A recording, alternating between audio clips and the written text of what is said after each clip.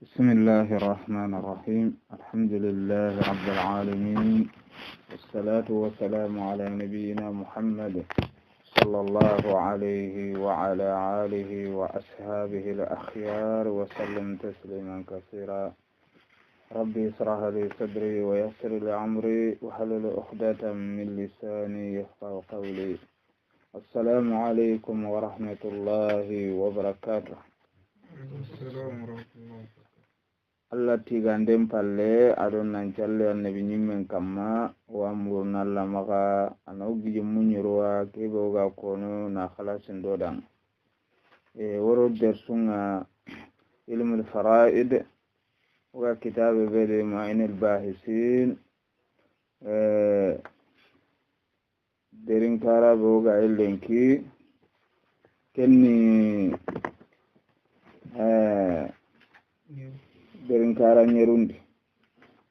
on derin kara nyerundi ne oga sigi derso hamante nga daru kenya maliki ganko ngedi mawanu nu benu ko walla ma tuwanu ngeda mawanu nu benu ko qen kibarendi jumhurul ulama suma ka gomu so yenti kendi tuwanu cuna kan nanti mawanu kusik kengeni kerinde ado komaku do kafiraku kengana berti anda amare men naga akaranta kame khene amalikin ka ganko yukunda mawanu njate manyeru yukunda nakato kahai hukunna kato oda kempai jumhurul ulama ikundi kunna gato waram minne odiga mukenya kamadaru nagato ku hoho garo no kube jumhurul ulama nun no kunga ikunga makenja te mawani unga oda kullo ranunko o ille dangini nalle kenki tenga sare baka dingiranu benui afamin nanti asare baka Allah subhanahu wa ta'ala imme digan kannu nyai ay to gon nanti hoyi indi kuti hogeni nambogu tege hosu nokonga hara gana ni fatan pancun kutunga kiteti Allah subhanahu wa ta'ala ne mimmeke tubare agadi deta yodanga ado sahibe nungedi dudo kotonya hinu benudi hotele bante anaga boga Allah subhanahu wa ta'ala imenoko woni meni orono minna elenki nyerundi walla indana ngeri hinu nyeri beja to danga kitabe ke jeperanga o haya nyeru hayro na nyerundi nya kenye ni fawaiduhu wa fadluhu za ati nyerundi hisabunga awake harfe kunda jatene nyeru angedi ngurunno kusu araban kanne ndani nyina hisabuni nyeru farqu sunta kendi awa ubenu gada harfunul ligi tartibinga huruful hujaya tartibi wala al abjadiyya tartibinu ngabba kame ure mo sude jate ke genkille asuni bane fawaiduhu wa fadluhu ilmul faraid fi afidanu ado afasangun tago والحد على تعلمه وتعليمه ado husinde nan pusinde nan cuinde husinde na hom pusinde ado nan cuinde awa asuni hoybane mana nan kanundi katti honga kanunde bega ilmul faraid anyi mena qarannatu hana wa ta'limihi ado anna atuinde ka nampusinde atu amuru annatu anganato ga na nyillam pusinde ni maga kura kam asanqi قال عليه الصلاة والسلام الله فارنا راكو عليه الصلاة والسلام أولا أنا تعلموا الفرائض تعلموا الفرائض قد قرأت وغمورو وعلموها الناس الناس أنا سرون قطوين أنا ناتو أما كمبان كمباني أنا أدانجين دكات السرطاناني كينغا هاغانا كمبان باني أما أدانجين دي jinkille angana sutu akan taka wuruna motine aha oke andangia na hankitene kenye awa angana gede njaba anyongano nga nyongone wakati su yake kya talaline angana sigindi andara kentare jikeri ni bonoa arni kawaka tuwagulliti hubei aria ananchankia akan pakasang keramiki nanke لأنها نصف العلم hadith agunni awa bere ilmul faraid to agun takandenyan to anu ngakata digange be wake no gondi anya to agun takandenya tikam mogo awa wa digange be konedi tibere to agun takandenya ni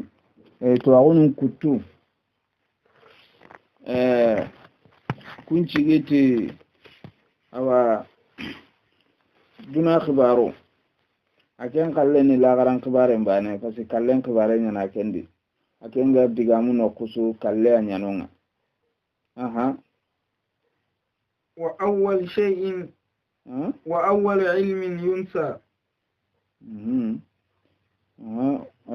هو أول علم ينسى aken yana to hana be mungi nganyane anyana ke wallahi to ko hana be adamare munganya na halara hoy ganyana ko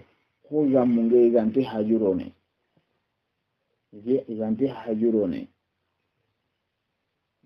ken ta guman jembango makasasa وأول شيء ينزع من أمتي ani ho hana nga kadi hube ga gilli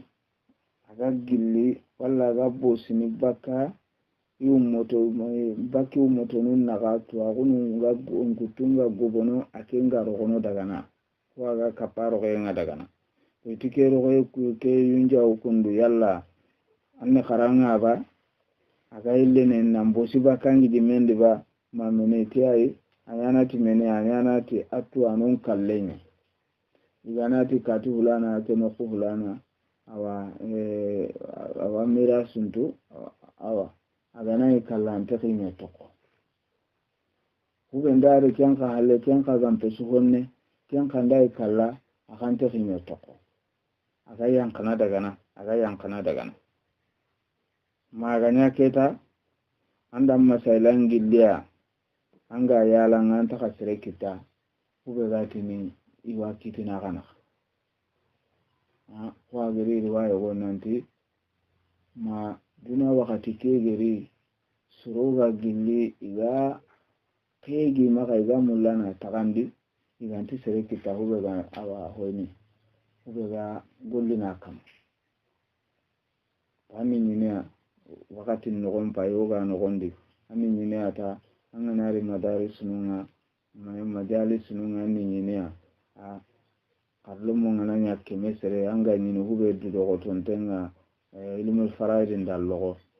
ahoge betini ata akotenya na ndatini agam pakatini kitabu me deber na kama Allah subhanahu wa ta'ala ma hufu muro magana nte kharike deberi walla khariketu nani aganta araganta tu kintinon رواه الإمام أحمد وغيره. ثانيا إلاندي إن الله لم يكل قسمة مواريثكم إلى ملك مقرب. الله ما كلفندي ولا ما كنندي aga kay ukut takande attakande mogo katti malake ke malake ganya kime malake khore aganya darajante aganya tintana Allah subhanahu wa ta'ala go misale ndi jibril mogo Allah ma kende tayin kina ken nan ta kenya na detaila ولا إلى نبي مرسل أما كنا النبي مخاي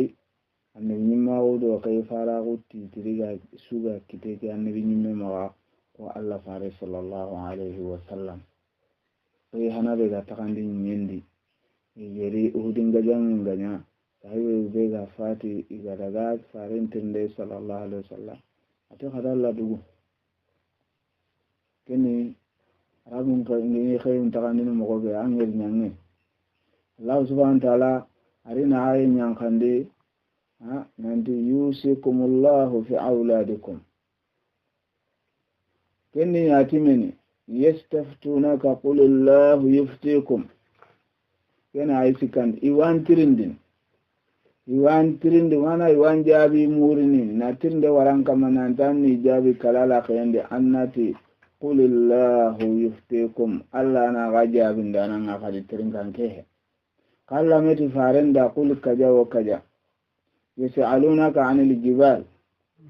qul kaja wa kaja yasalunaka anil ahilla qul kaja wa kaja naro farella qendi nanti sallallahu alaihi tikundu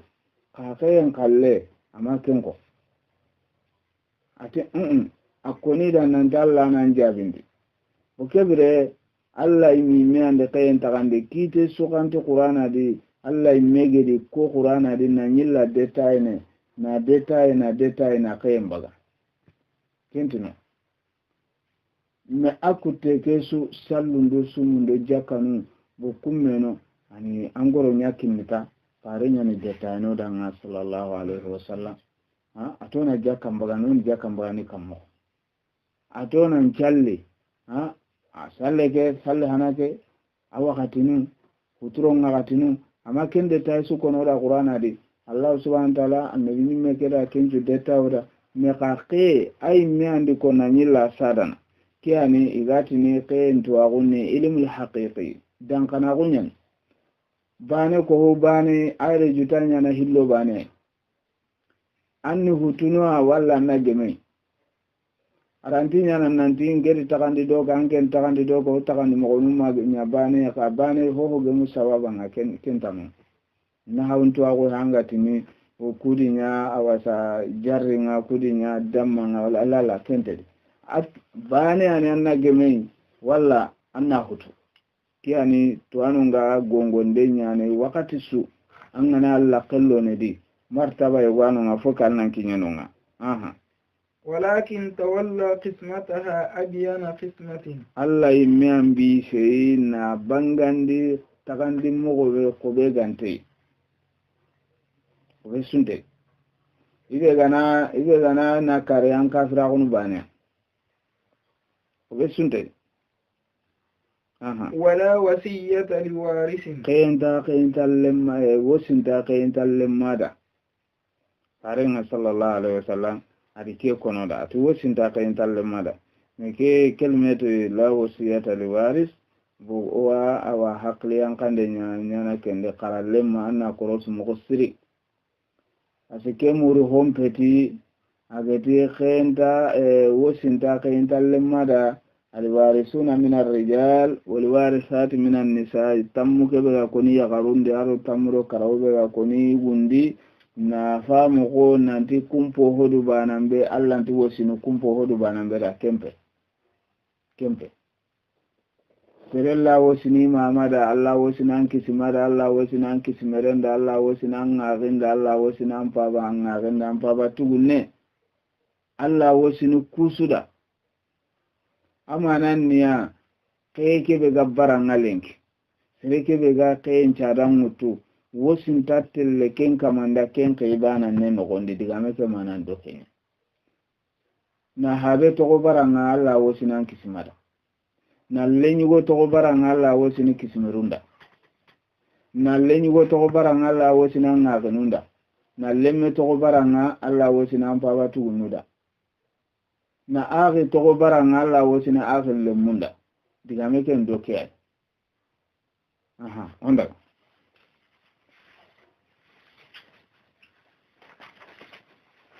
saminan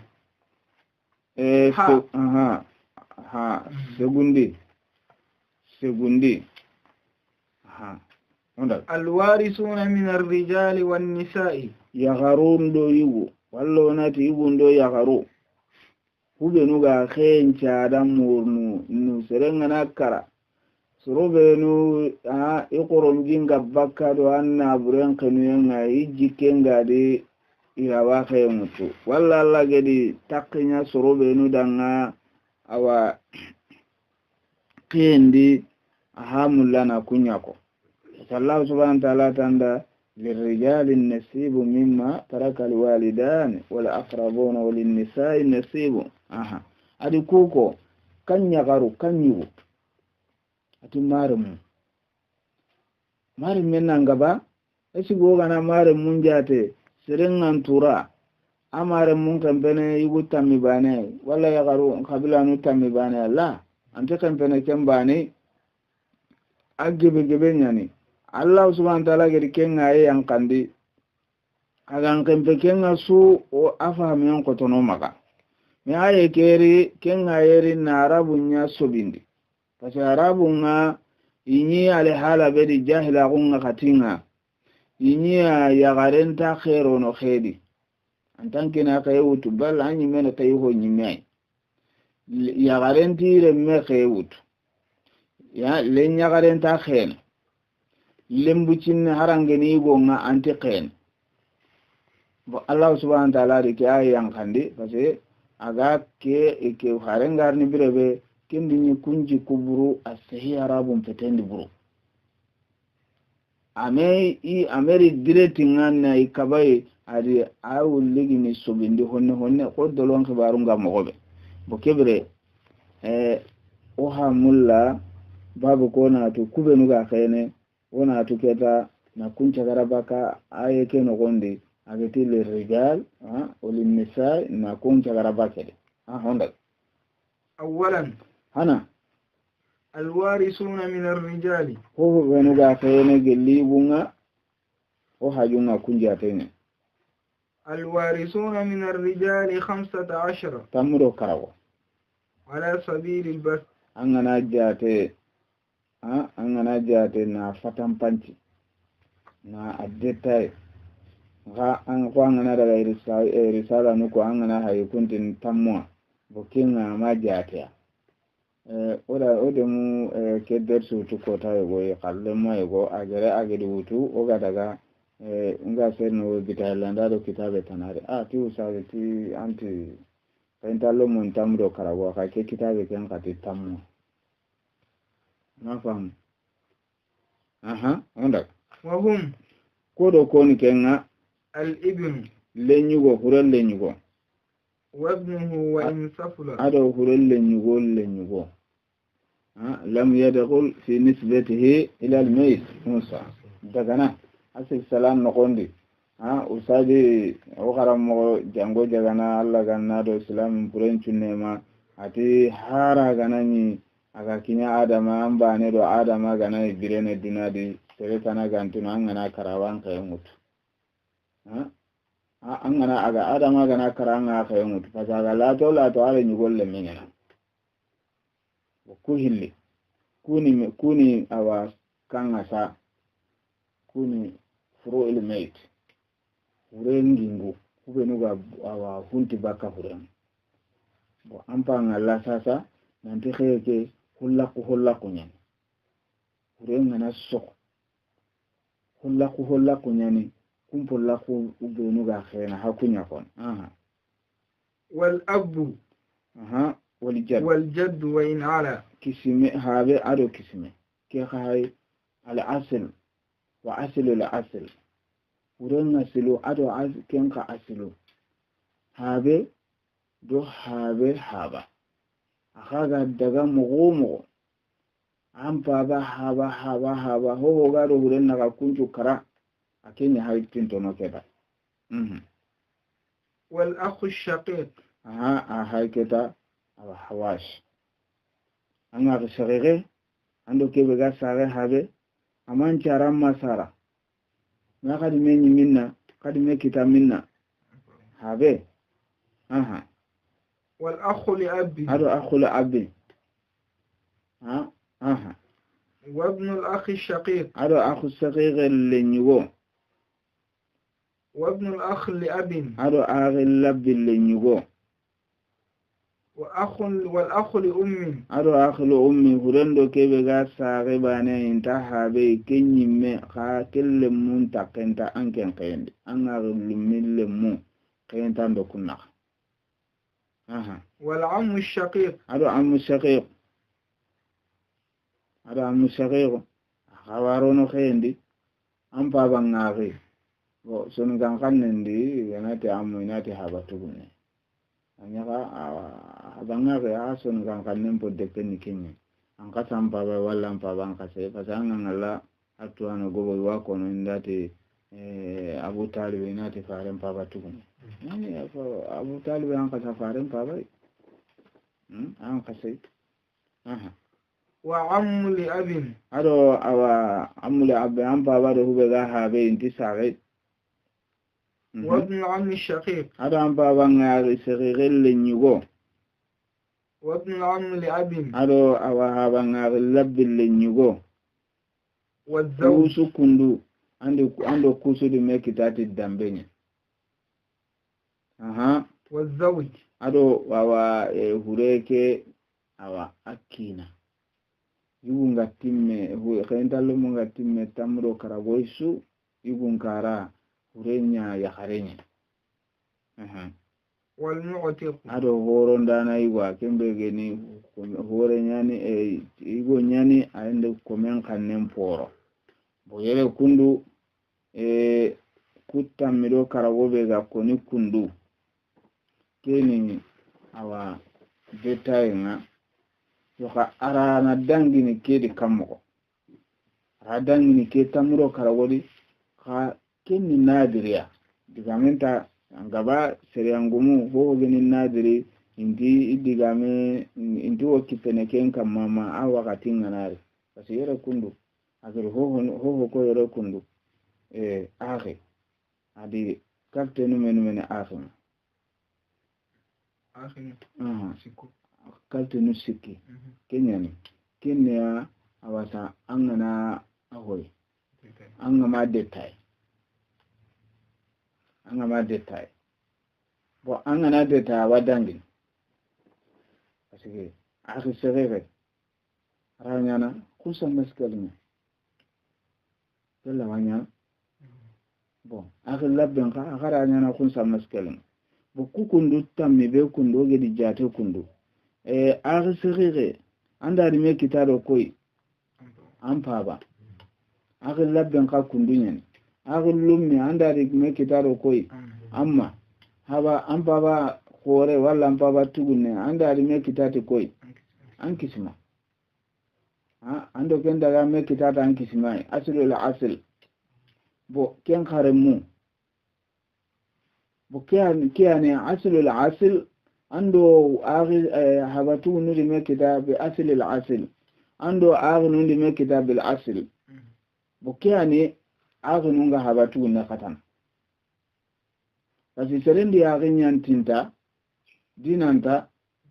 ampa batu ne kasi ando kendi me kitata ampa ba yangare nyanda ampa batu ne daga me kitati mamina mankisima bo haka ja aghinul lemu kunga habatu nun kakatana kati amma aghi serire aghi labben katana mi aghi labbi ado aghi serire lemme gana meni konu ko katana aghi labbi nga katana parce que aghi labbi ni aslunya bo aghi serire lenyugo kenni feruni bo saso hajunga hube yere kundu sasa kusoro tamide gana tamido karago sugana meni yagarin puren palle kodo konken soro siki habe ado lemme ado le habe do lenyugo dokine ku ankene kutu kusukenu boy ku aga khene keta haju moy gadi akhe ama sayla goni on tagani kammo tamudo hillo منيدا لمقابلة الأب لمقابلة السدس والربع abuni sudusu nyawto wujudi farul waris do aga rubu mutu kebre urbon do menindi meni onaro marhalati ta'sil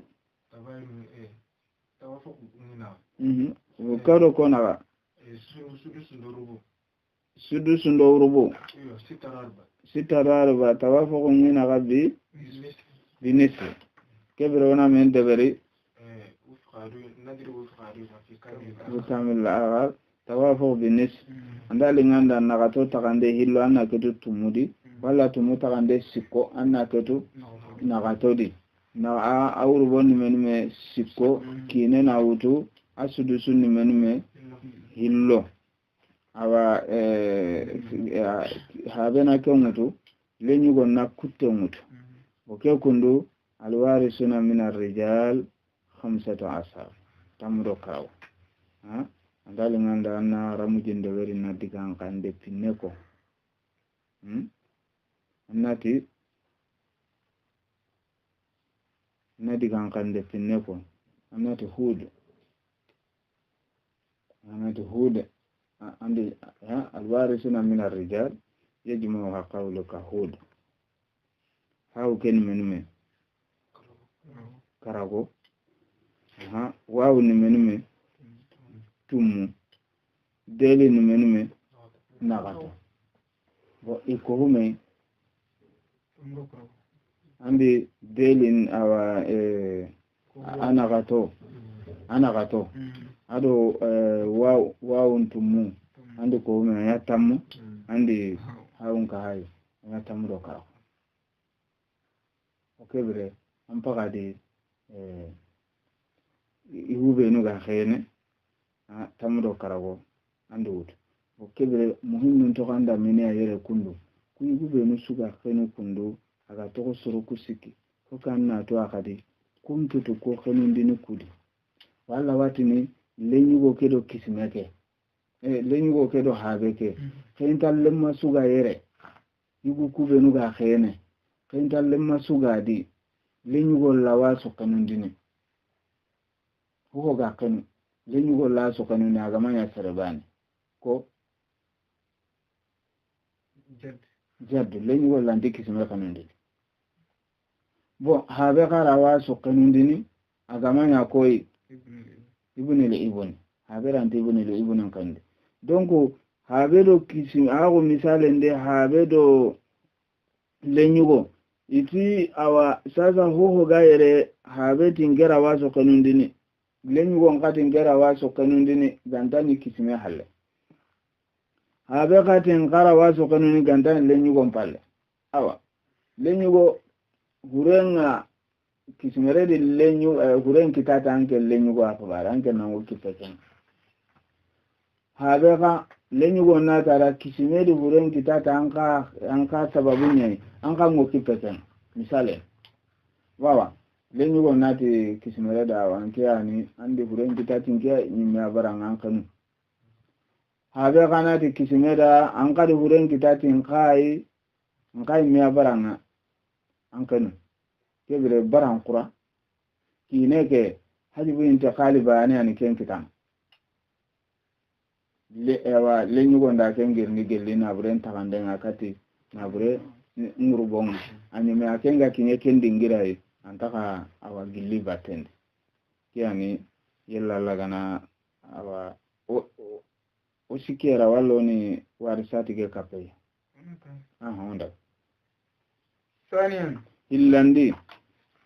الوارثات من النساء yagaran qabila nu benu ga khene gilli hurengan turang الوارثات من النساء 10 asharu tamwan على سبيل البسط gelangana awa addetai me yere kundu khilafu bicine wano nga meje habe maliki yido hanabila nun naga wala meje habe tananu naga yagaru ko khibare ndi pasi maliki gango madunge mama yagaru siki ga khene kundi qeyna yidi stop mama yagaru hillay saare ma habe ma gonon tanade kisme ma ka hay tammudo karaw ashrun ala sabil tam angana akume angana ja take bugume de tammu kanga ma bugume de angeli rigi ikhtisaru nya su ni nyeru akonanda kendi wa hunna kun nyagaru ni kodo koy albintu huren pallan kottira nyagare wa bintul ibn wa in safla ado bintul ibn ane hara ganani aganya lenyugol lemenyai yagare khoni gamaro ke yawa kisimeri yagare do hurenna arona khen kaga igandaga tita hurelle nyugol lenyagare lemenyanta bogo khen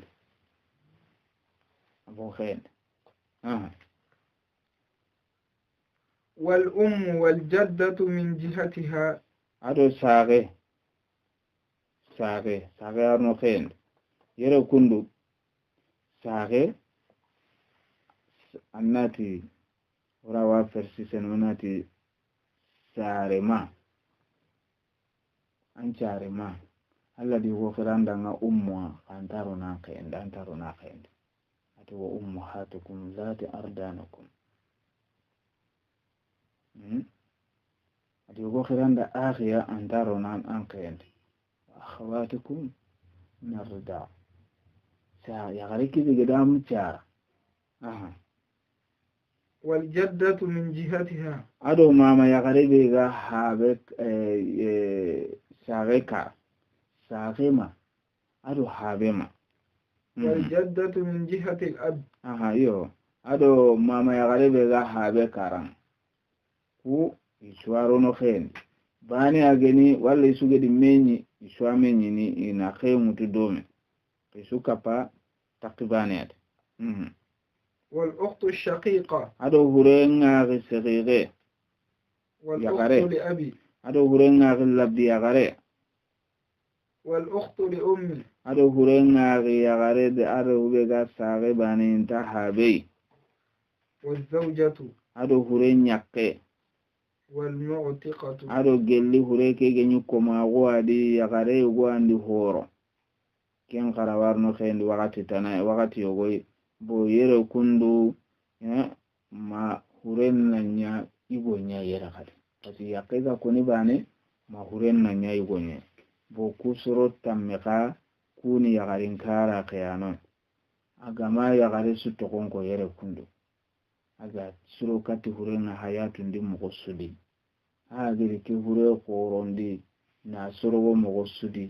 andaro no khendi agiri ku yakaru beno ka ko kundu madama yogo kille ageni yogo kega kontinu makalle garini arona khende haraga nani yagaran katante ni kana kebe gedi kina rogo agama awasa ahoro matanga madama yogo kekenga kontine makalle garini awarona khende go agunun kutunka harando ke agi ganti sehene meda manga kala aga ake mbaranga nari ananna bure kewto bo yere kundu o hajunni menia yere kadi detail nebe go maga yere kenni ku yagaru suga na menye kodo koni nkene wala isu ankene dom won kawa famu nanti awajate kebe hakoni ni ahetu ko awurege ni nanti asuani menye ni barabani nga awga beta na ho ga hokitan kodo konkene yere yagaru karaibane ankene kutu karawobane kena khanu urenya kenga khene ama wa khene ari nyagarenga khene akisimeri yagarenga khene ari yagarenga khene kukaragi kutu kusukenu oku one khene takandine kammo kuna ga kundu wa khenya na tambilo nakato nini sababu ni sumunu do awa sudusu agadi menyi yakawa sumunu wutu liwujudi faril waris sagawa sudusu murnu liwujudi faril waris angana burenya na awanga hainde nyana marhalati ta'sil anna awa segudo tumuhai anga nyine tawafu bi segudo tum segudo tumu tawafu binis kajangana segu kutu tumu kutu baka segudi men toko hillo walla ngana segu tagandi tumu bane hillo na toko bo tawafu binis tumu tagandi siko aketu segude anya tampilo na le nyagare ngani sunya murnu andi tamro hillo kine kismere agare nga sudu sunya murnu andi nagato kine saga sudu sumurnu andi nagato kine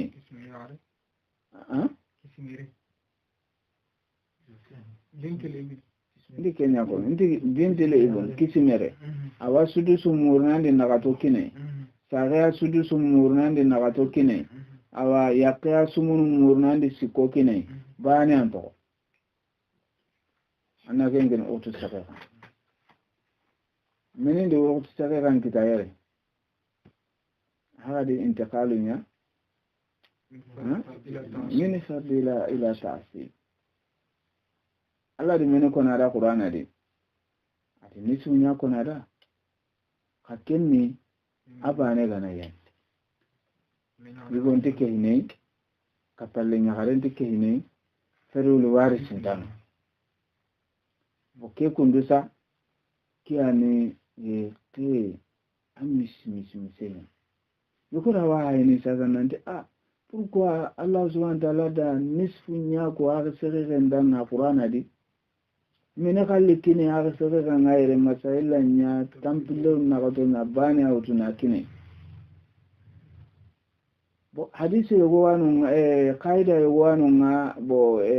tuanu yogo nuna jatete hadisi nyana ka hadisi nanti qad yagharunya asabatun mal banat hadisi akida nya kaida yogo ani na kaida begeni amonyo rege baka hadisun sahih al-fi'liya في فارنا عبد الله بن مسعود رضي الله عنه سيدا غنتي جندي نانتي سيدا يلا فارنا صلى الله عليه وسلم على قين تغندي نفرلان كني أولين يغرنا na afi yagarin asibun aba musa gede kaybe tagandi aga yille digame go kona kama digame ke gere boga jikono soro andi tirndi ito ko kaye go maga le nyagarin bane ado kismere yagare do ala sere yagare ada kayen tagandi sadu hidliya ati nisu alquran na suke bane hay amma ho hama tanaha ma no gondi ati le nyagare na nisu mutu ala sere yagare na nisu mutu sere le nyagare ngafen kismere yagare kan ati awa keke kundo hay baka de tagandi na kina gai hara ga na Abdullah ibn Mas'ud tirndi asi iya nyike ni iya nyi sahibi no kudo kay tuano nga ido jeedun ga na tirnda kani kitini kundo amma tare golle foto an kenda ka lenke ti daga ka ayille seda gunci ne ga nan te hare ati ulana jaten digata awa sede Abdullah ibn Mas'ud dati awa kayen tuwa ati hara Abdullah ibn Mas'ud aganda tirnda ne takane kundo idi tirndi Abdullah ibn Mas'ud gari di tirndi ati ngeza na kiti kwa kenge di kiti mogobe nka sanko kwa akaga sanko mogobe ati de ta kenchango ngega gana kiti kundu nga ko kaga sanko kan kuna talla ina takandi na gada mogoy farenge di takandi mogobe sallallahu alaihi wasallam ati misaila nyatumu na takande ngini le nyagarenga na sudu sungini kisimere yagarenga kutebe ga togo adikini awa sekeka okebere age ida ga dimamuri di tirnde ati na keigo me togo direna kadi sere mere tirnde khaye kadi asigi tungu ngoko hankane na butu ndawo na hana tungu kene tungu o iru kundu waade kubenu sudeta e kundu bo halle be lora ganta kape lenki awa o haaju nyane harsa wonti gille ke baraye kundu ke awa kunu ko tanu kama ere kundu ma hinu yogo ayre wona diga mukun kakama wodi yagarun nduru ngana menyi igame katana mogobe ife nga tagani mogobe wodi kengo yugun ka duru ngana nyi ga me katana mogobe o hajun ni meni asasa yugun do yagarun cugana menyi rubani halle yugun tamiro karawondo yagaru awan inkebi isudi menyi awasa yagarin bani halle kudo konkene o hajunga ken wona illa yele mana kadi yugon khaga nakara yugun nyana menu me akem palle keta tamro nagato ado yagarun tammi sugana menyi awa kudo konkene akhen tagani kammo fuko odangini keya kiyane fasa ogana to na kara kitabe ke gelu ko mo gobe to ndange kundunga ayana siwurde nyen na hasunta kitene haranga ba fuke ona asaraha na keti nhan kitene muskil yani Allah yana kota tana ko yi wa amurna lamagana anyoda na golle khalasinte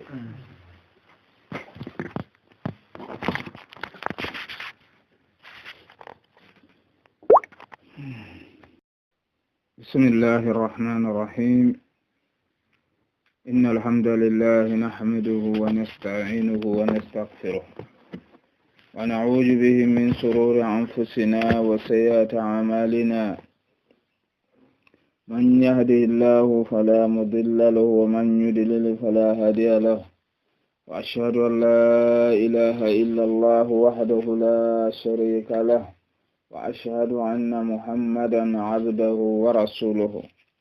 أرسله الله بدين الحق ليجهره على الدين كله ولو كره المشركون. أما بعد،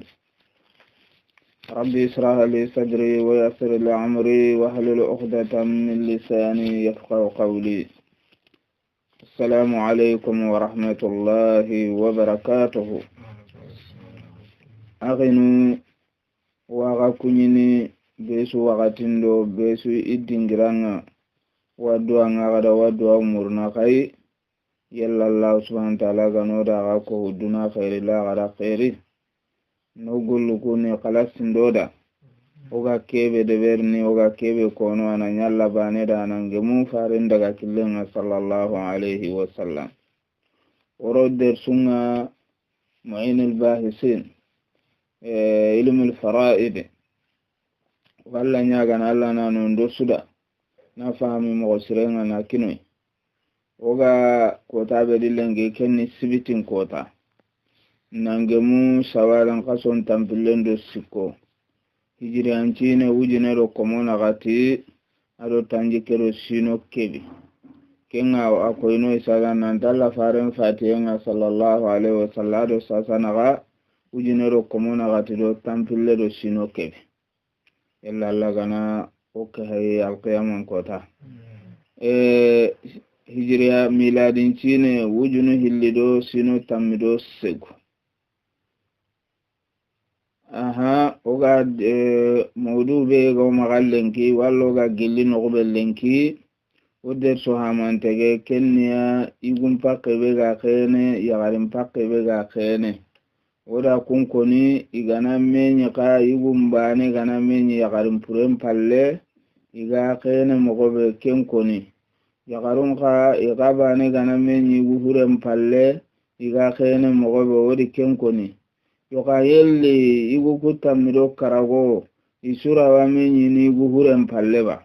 onate ai igu hurenke igu nyana tamuro nakatoi igana tamro na gato iketa misale igo gana kara nan kayin talle nyugun cususu togo kubenu ga khene ken kadi ken ni soro hille misale igo gana kara sasa ari kayin tallomo hofo ga khene igo ndi ada su togo bara me kayin talle nyakaren tano bokenga ko ini keta keserebe ga kara kundu adi haban togo di kisimanu diremu di kismeru di habangaginu lemu awa igidanu do kogono do awa horondano adi kusu togo soro men kayna kundi keta soro hille huren pabaro hurelle nyugo kuan kayan kutege suna kan yagaren ka agagana yagaru ke bisu togo yagare agana kara ho kaintalle nyugonta halle kaintalle nyakarum bane ana halle agaga kubenu tokononga soro kebe ankayan buku nyagaru kebe ga buku benu ga kayana yagare kara adima togo dima manudo kendi keta onta yake kontenano nga keta pasi yake nkara keta rantaka kalanga yake togo yagare nyani akelantaka yake togo kebere ama wa khene are nyagare nga khene ari yagare nga khene ala adoko kitumere yagare ken ka khene yagare nyankara yagarun kayanun chutogo agar yagarun kayanun chutogo lita gotera bal giri boymul lita gotera agar yagarun kayanun chutogo keta are nyagare nga khene ama wa khene asere yagare nga khene adoko le nyagare ken nga khene bani masala nyana men me kendi kota tambilo na wata limaga udano gogor na sirri soro men khen soro men khen soro na gat sai aro le nyagare bi shaqiqa na tani kisumere yagare min jihati libin bintu libin ay le nyagare hede le nyugo le nyagare gelo gel kenko kempede le nyagare nta khene asiken jawila arhaminya bukuna gati yankene bukuna gati gaga non masala nyana menume onaro marhalati ta'sil sagani mene khene huremma antumani sudusu nyakane le wujudi faril waris kenga baka tumudi le nyagare ni mene khene nisu kenga baka hilodi kisimere yagare sudus kenga baka tumudi age yagare an kenna atasiba okebire anna allo marhalandi an menume kedasu masalanga tumu kati sagendo kisimere yagare kunta kamba kamina di tumu kenya tamaselwa ango sai murusi tumua le nyagare ata kamba ka hillo adi hillo do awa tumuande hay anya tadagul andi iktifau nya bil akbar andi tumutu andi asul masala nya tumu kebere anna meninyana anna nisfun gini le nyagare sikko anna sudusun gini sagenga bane sudusun nakini kisemere yagarenga bane menu mento bane ta'asiba otu saka na ko mutu ta'asiba hoye mama yagare aro minnai akate tisake bon sere labi yagare akate timenia tisake nga timenia sere ganda kata kammo la ada kata ga qeybit bi ta'sib agadi gun cigira mutu agadi gun cigira mutu kasi le nyagaru gana kayndi bane sere yagare ngai gun cigira mutu kenga sere yagare ndo labi yagare bane ganani ani masala nyana tumoi sere yagare ini sumutu sikko labi yagare na awa sudu sumutu bane aranta katana sere yagare bane aranta labi yagare bane katana me menin cigi age labi yagare nga gama hokita yere kasi sere kan wa ndola le nyagaru ngeri menyi bane ani sere yugo palasinya woto okay kanike oda asuko keta yakarun duru ngana menyi wuhuren palle yakarun duru ngana menyi yakarun puren palle igun duru ngana menyi wuhuren palle igun duru ngana menyi yakarun awa puren palle asuko ni keta bo men o misu o ho sunya kamino no gonde mesata bo bahasu bega togo maga yere kundu kenni aketa ono haklen togo da ha ona atelle honne kenga amma ganya kami ona tisata igu hure agana igu nchususu togo ado yakarunchu igu ego ankara afami ke hoho ga khene igu ikenju abarang hoho ga khene yakare ikenju abarang oni ken katagane kambo hum palle ogeritu alwarisuna min ar-rijal odi haqqantu alwarisati min an-nisa odi haqqantu ogana danginani igana menyi kenganya na mogo ogana dango gama ken patampanci inkini su kuton togo sama kundo nyantu laro na nogondi awa kutontu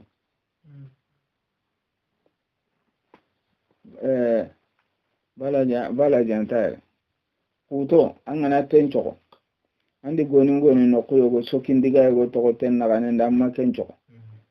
anna magani sama kunna magada hogo kendire problem ngar po sasa igon kara adi iqintal le nyugun chuto ni qintal le nyagarun chuto kodo kon kayne kendi soro karagi kodo ko habe ado sage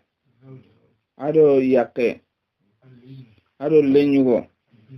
ado lenyagale na ko ankene igo ngana kara na ifami igo kanun chutogo ado fami yagaran kanun ni sutogo menun kene woti soro karagi kebiro wana o hajunga yere kundona masala nya tampile no nagato ugana masala nya tampilo nagato ona ro marhala nogondi anata lam fatan pancanda meni sababu no ga masala nya na tampilo nagato beri sudu sumunu wa menyin ko gallen ni sudu soa saga sudu sumurunu li wujudi farilu waris asil lenke ana wanu habe kawa sudu sumurunu beri lenke ana wanu kebre kubenu ga kayene awasa igundi habe ado lenyugo habe sudu sumurunu saga sudu sumurunu yakaya sumunu murunu sudu subogura tumu sumunu bogura sebu ande hayni anya tawafo bi nisfi tumudo sebu oti tawafo bi nisfi anya tawafo nga kamo andali nganda tumutirindi tumuti meni atini suraba kikedi sudu suraba kidi sulu suraba kidi bo segutirindi seguti urubo raba kikedi nisu raba kidi sumunu raba kidi bo sumunu mangori tumudi urubo mangori tumudi bo sego habe gani sulu su mangoredi sulu sani mangoredi ikontome famunuti kenga feu idime famuti minai nisu raba kindi segu nisu raba kindi tumu kebire ora gollalle magunuti kenga anni kenni su gabbo mo gontunu di kammo segu sogonda anna tumu kutuba kedi ato hillo wala segu tagandi tumwa bani hillo antoko tusuru hillo ni nisu boguranya anati tawafuq binis tumu tagandi ni menime sikko andali nganda sikko tanna ketu segudi abage metambilo nagato wala nagato segu tagandi ni menime nagato utanna ketu tumudi aga metambilo nagato masala asilumbai anna tagandi ndendeberi aga sahake falillahi alhamdu aga masahake anaro marhalati at-tafsih aga tagandi mogobe o kebranda tambilo nagato sogondi asudu sunni nagato andi kini sage nami kini wahabe li qawlihi ta'ala li kulli wahidin minhuma as-sudus in kana lahu walad galile meganon kebre sagadi sudusu mutun nagato habedi sudusu mutun nagato kenya segu andi ken kutuba katambilo nagato di yaqidi sumunu mutu sikko andi awa ken ka kutuba katambilo nagato di segu awa sikko ko hu segua tamuro bane akutuba ka tambilo nagato di men to tamuro sikko kini lenyi gondo lenya gare ngali zakar misla hajilun se angana tana tamuro sikko tagandi sado sikia aranti tagandi pasige lenyi go ngati ni ngia hillo murnu lenya gare ngati ni ngabane murnu awa kebre annaro marahalati tasih sikko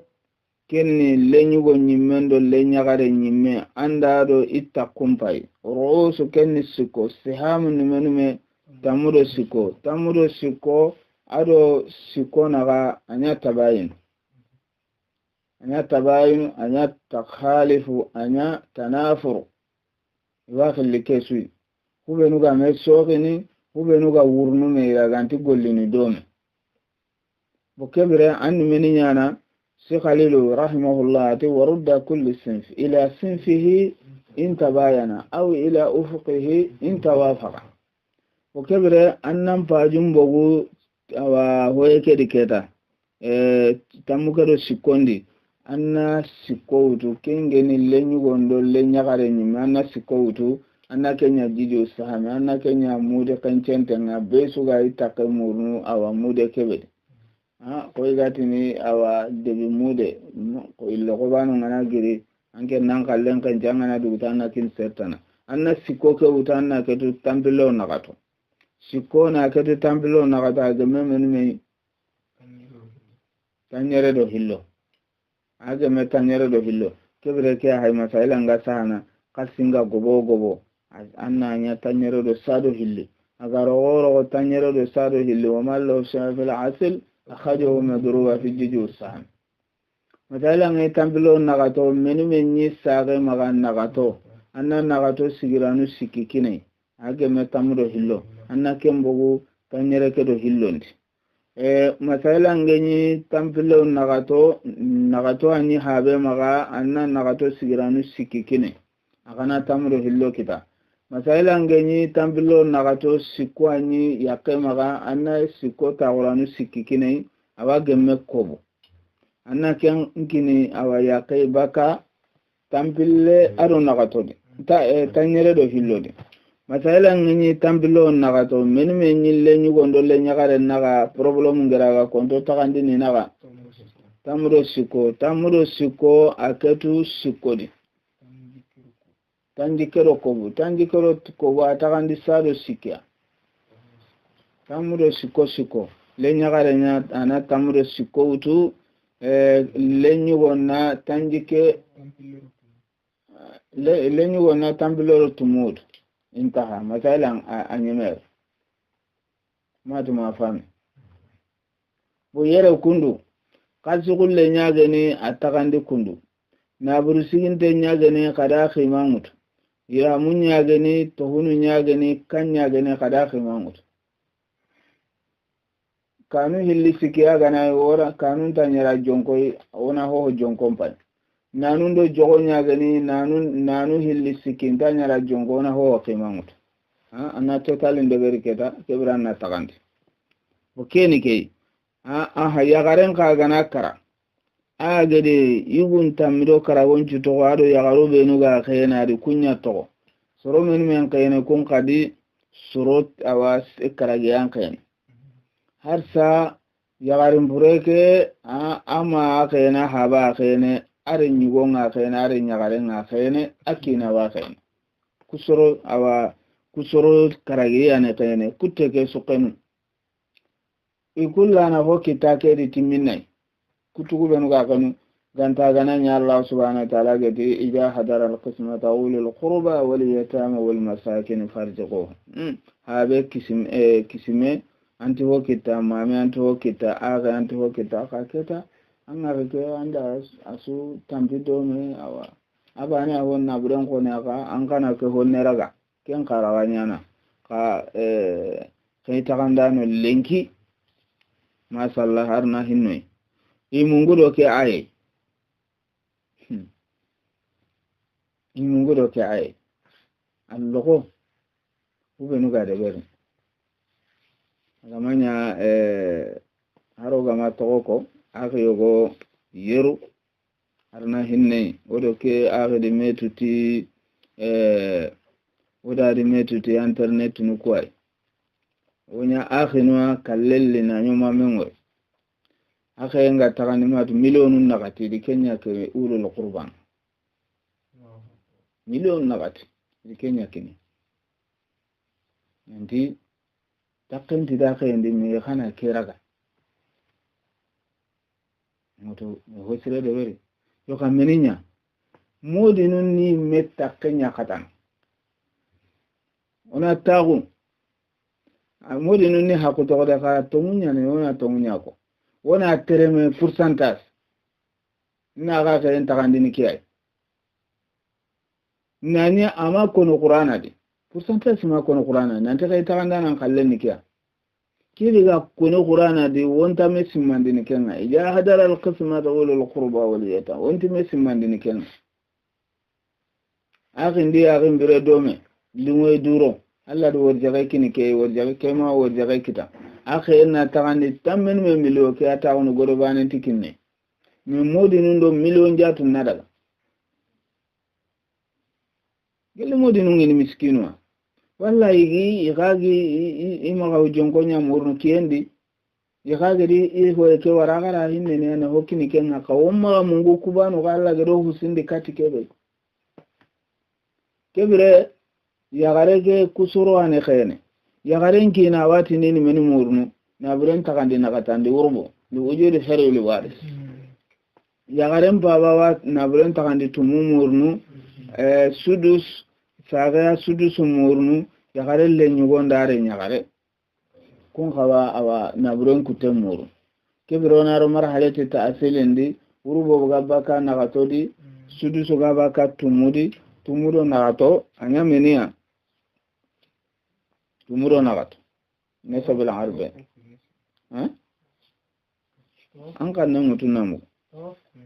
tawafugo ti takande nya tawafugo benisfi tumu takande ni sikko nagato takande ni hillo andali nganda nagato atakande hillo anna ketu tumuda nya tamudo hillo walla tumu takande sikko anna ketu nagato mumandi anaya tamudo hillo kena asil masailan oti kineni urbo nyamurnu men tamro hillo urbo ni menume sikko anna kini huren kine huremma ani sudusu nyamurna habani sudusu nyamurnu li kulli wahid minhuma sudus abo anna awa sudusu kini sagai hillo na sudusu kini habe hillo menume to keda karago parce sagen pillondo haben pillo kun ko hume nagato anna yaqin ci kon ka hay nyeru bogu tamuro hillodi ato karago ke karago hakini lenyu gondo le nyagare ikunga mulla na takandi le zakaru misal hadil unsayin aranti takandi karago do sikona ga nya tabayin kebere anna siko sebeti na Kenya jiju lisan anna siko utana ketu tamuro hillodi anya menume siko ketu tamuro hillodi jati depe siko ta quranu tammi tanjike siko ta quranu hilli tumu tanjike do tumu masala mpasa hanake anni na buren takandini kiyai وما له سافل عسل أخرجه مضروبة في جيجو السحب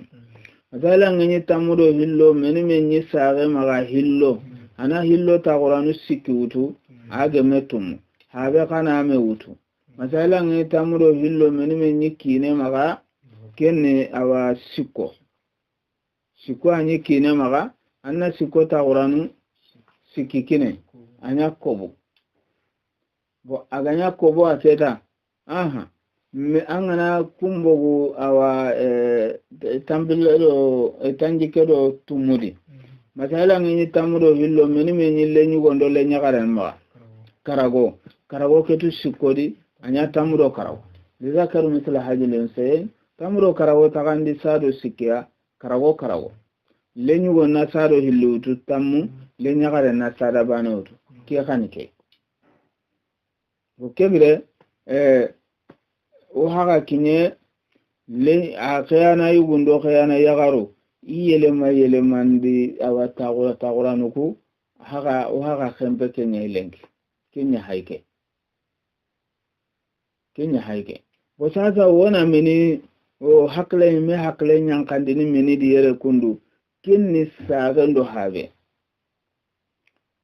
yere kundu o haga di sudusu nyakini bani sui iku sagando habe hajibu ijide haminti kun kitana igollem nogondi meliri na meliri ferlabani nogondi kenti kun kitana me akuteke awi kitana fellanga konida nga qur'ana nogondi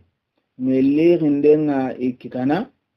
bane ganani walla hillo ganani ga takki kele kitana iganani awa igampungu kenga ken intakibana nyan amma sagendo awa habe alla di kem preciso da nga qur'ana di likulli wahidin minhuma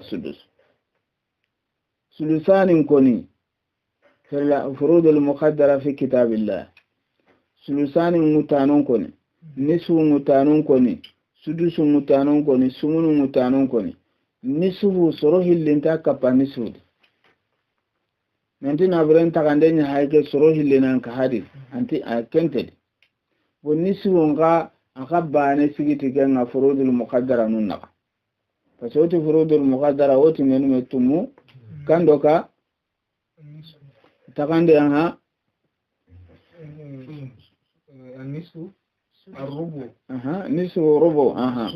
سمن كان نول أول الثلث الثلثان السدس بو أكون نول ثاني بكوه هو سجادي جمال لا كبدي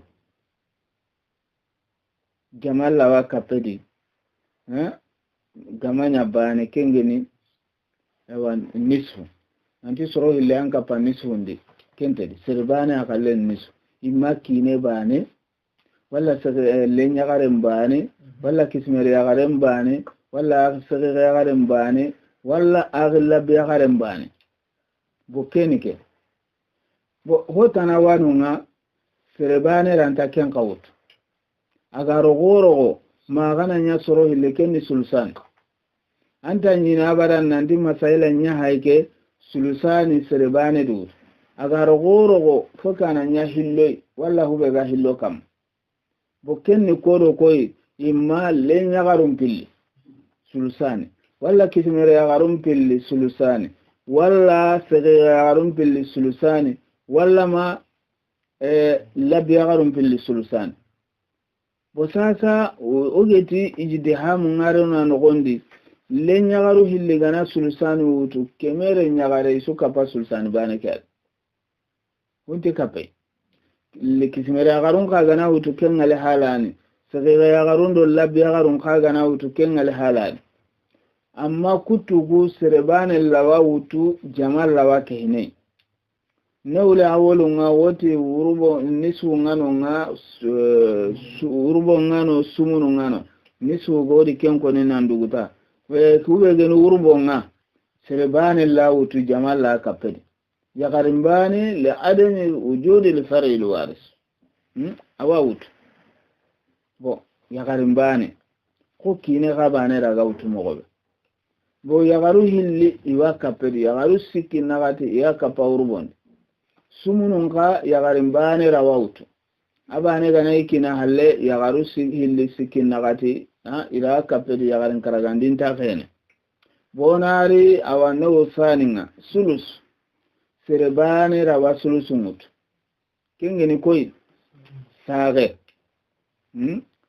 fole ummi sulus sage bane rawa sulusunut bo sage bane rawa sulusunutu jaman karawa kapa sulusunde kade kan jaman kapa sulusunde ikhwatul ummi Allah subhanahu wa ta'ala te in kanu aksara min dalik wa hum shuraka fi sulus bo irawa kapa sulusunde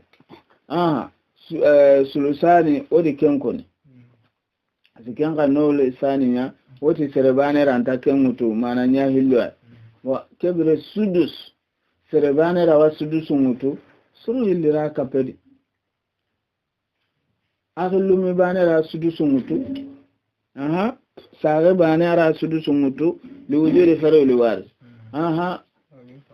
jabe lawa wutu liwujudi kismera wa wutu jaman karawa kapa sudusundi kan jamal lana kapa sudusundi tirnde sual jaman nan ko sudusundi qarib kentin tenen banat al-ibn mal bint len yagarim bana ganayno len yagarim go ay la len yagarim go ganayno yagarim bana aro kismeri walma kismeri gobo wala len yagarim bana aro kismeri gobo kismeruna ko sudusundi wa hakaja awa akhawat al-abi aghla bi yagaru yaka gobo ganani kehini akhi yagarim bani sakika yagarim bani ina ko sudusundi bo kebre do kotana al jaddat mama yagarim bani sudus igana gobo sudus kiani ijide ham namele gano gondi bo kiani wonne be wogada kitana bahasu nya ke kama angaba yogona to ke lalla amma gobo buru makia كما يقول هو دمنا نقول وإذا حضر القسمة أولو القربى وكي هو نكين نكوما وأنا نكون خاشقون أقولك نالله خلهم بيا لقى هو كني أم غبوا والما كن تكاي بكا كمان يقول أراني أنا يكون تتو كوبا نوجنا كايغو مونغين تتو كوبا نوجنا كايغو مونغين تتو إراوي حقلين ينكندين aga haba kore walla aga haba tugune ando khirde nan dona laga khayen tagande awa takenti da khayende aga honi maga mega na kebe kinya bo kebre ken Allah tikendi qawlan ma'ruf kennan konida bo qawlan ma'ruf akarawa indiri karo ko hilisud ho gana kinya hakra kutunte durambe arawa jate lara gana naburen gobe ndaro ge hoga na kinya ana koni hoga kinan kembe awa tibe ga kinan ade maga no gode takentan da khende har hoga ma kinan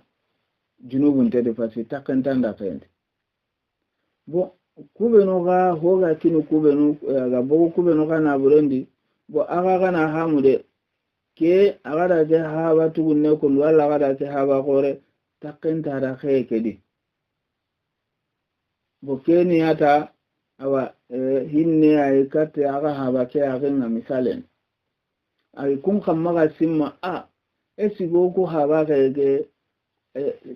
kan kawarona no gonde ba amma kada ga simma nanti akine ti jago ya kille keni awa khere yado husinde kati hoyenga kati sumpunchuro ndenga pasara wanyana sasa misale ngebe nyen anke ndaga Ameriki andaga Franci anda kasinge ngebe ligi dan nankobo nangebe ngakandi bo na nyanki mbane ahoni me anga kedira muko hay girnan kanero nanu kubatan ko tabane talleli pro iri nancho koro na su takandi lemundo ya garuna kubenu genyi awagirna kanero na buruna katinu kubenu genyi gana kampani kenyi ma ho honta kita amek adamunyana debe go mahaddalla ajib jiddan sigune go ani nangebe ngamaga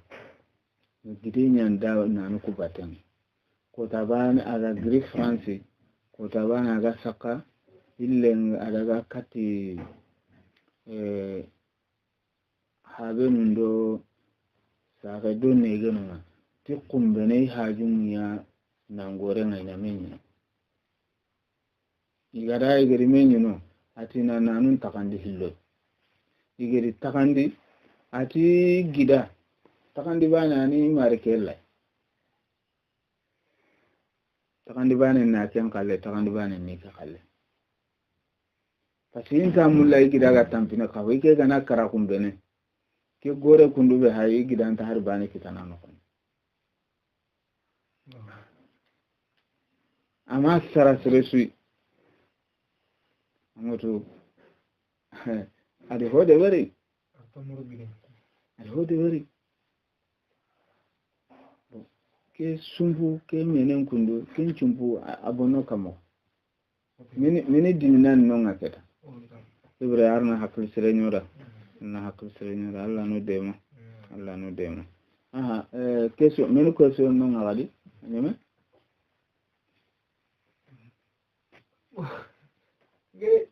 eso lagi digamos ko pourcentage ke kala